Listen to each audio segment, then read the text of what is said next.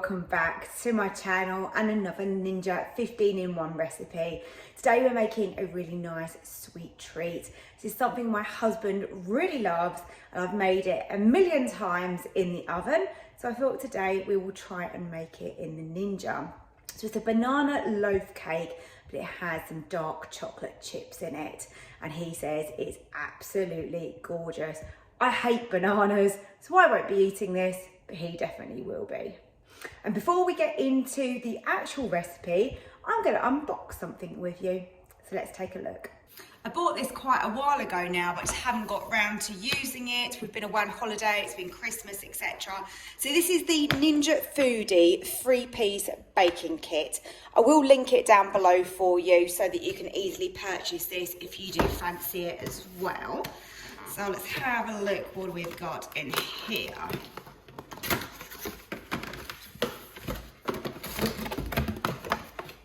I will also show you the tin that I use, just in the bottom here. So this is the tin that I use quite a lot. This was really cheap, so this was just from Tesco's. I think it was about £3, something like that.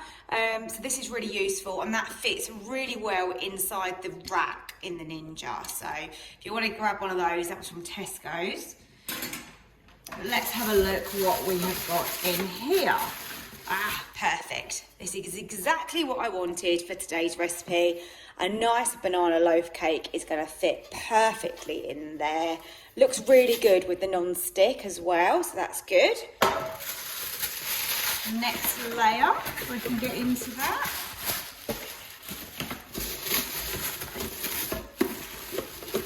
This is something that I've been wanting for a while. So my thoughts with this is if I'm creating a steam meal and I want something underneath, and then maybe I want some chicken on top, it's going to be crispier, then this is a nice, I don't know if they call this like a crisper plate or something like that anyway. But I think this is going to be really super useful. And then lastly, in the bottom here,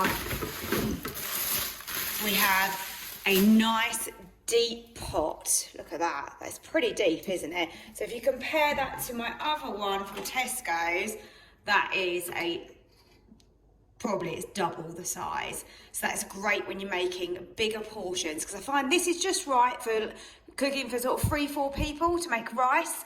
But if you wanted a bigger pot, because you know I love my pot in pot method, then this is going to be ideal. So as you can see, that fits really nicely on the top. So I think that would be really great for rice in there, chicken on top. This is going to be so versatile. I'm going to really enjoy these. Right, I've given that a little wipe out because obviously that's new. We want to make sure that's nice and clean. I am actually going to use the rack, and again this is going to fit on there just right and be able to lower into my pot. Let's begin by mashing up our bananas. So you want some really ripe bananas. So I grabbed these from the supermarket yesterday and they are very, very soft, which is exactly what you want when you're making any type of banana loaf. So just gonna peel those. I think bananas are a real love-hate fruit. I like most fruit, but I really don't like a banana. It makes me think of banana medicine when I was a kid. You know, when you had that antibiotics and it was banana flavoured, and some kids absolutely loved it, and I was the one that was puking. So these are just 3 standard-sized bananas, and just mush those up with a fork. It's just going to help distribute the banana throughout the cake. So nice and easy. There's nothing complicated with this recipe at all. We're going to be cooking this on steam bake today. Okay, bananas all mushed up. Right, in my mixer I've got 150 grams of dark brown sugar, and I have melted some butter, and that is 75 grams of melted butter. And then we are using 1 egg, so let's get that in as well. And then we'll do our first little mix. And now I I've added 200 grams of self-raising flour and 5 grams of bicarbonate of soda, and we can give that another little mix. Let's add in our mashed banana because that's going to give us a lot of moisture. Now I'm just going to finish this off by hand, just folding in any bits that haven't actually combined. You could bake this just like this. You don't have to add the chocolate chips in. It's a really nice, rich banana loaf. But we like a lot of chocolate in our house, so I'm going to add those chocolate chips in. I opt for dark chocolate. I just think it goes much better with the banana flavour. It's really up to you how many you add in. Maybe 50 grams? That's going to give you lots of little pieces of chocolate throughout. Now I'm in two minds. Normally I line my tin with some parchment, but this seems really good. It seems very non-stick, but I don't want to be caught out, so let's quickly line it. And there we go, that is lined and filled. Of course, we mustn't forget that we need some water in the bottom of here because we are steaming it to cook it. Got my water in the bottom. You want a minimum of 250 millilitres. Let's put the cake in and we can just tuck in any parchment that's hanging over the edge, just like that. Neaten it up a little bit. And let's close the lid. So we slide across to the middle, and that's our combi steam mode, and the function that we're looking for is our steam bake, which is perfect for cakes. I want a temperature of 165. One more, and I'm going to bake this. It's quite specific, 27 minutes. Obviously I will keep an eye on it, but that's the beauty of steaming. It's not like pressure cooking. You can open the lid as and when you need to. You don't need to worry about the vent at the top. So let's just start. It'll come up like this, and this means that it is preheating and it shouldn't take too long. Just thought I'd have a little check. So we're still at 17 minutes left, but it did take quite a while to build up the steam. So let's just have a little look where we're at. Oh my goodness, it looks cooked. Okay.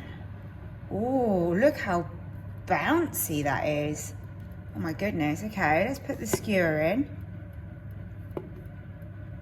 Maybe a little bit wet on the inside, but it's doing really well. I gave it the full 27 minutes, but I did cover it with foil for the last sort of 7 because it was colouring. Obviously we want a nice golden crust to it, but we don't want it to be too charred. And we have a look in here. I think we are now pretty good. I think we are fully cooked inside, lovely and bouncy and springy. So I'm going to take that out and just let it cool in the tin, and then we'll get it out and have a look at it. There you go, there is the banana cake. It smells lovely, and as I said, I don't even like bananas, but this smells really, really good. Let's cut a slice.